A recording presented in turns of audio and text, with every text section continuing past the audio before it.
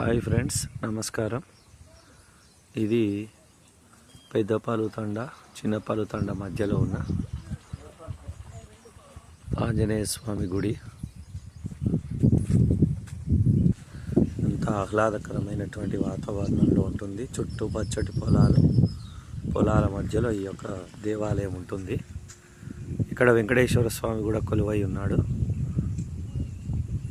విద్యానాయక్ గారు ఈ యొక్క దేవాలయానికి సృష్టికర్త అనమాట, గురువు గారు అన్నట్టు.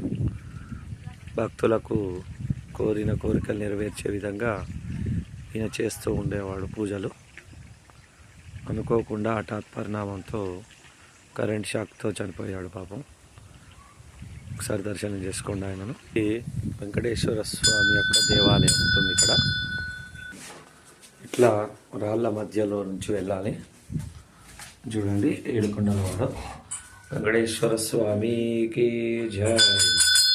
గోవింద హరి గోవింద వెంకటరమణ గోవింద నిత్య నిర్మల గోవింద నీలమేఘ శ్యామ గోవింద.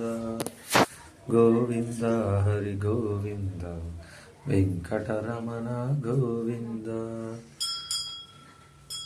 చూడండి, ఇది దేవాలయం.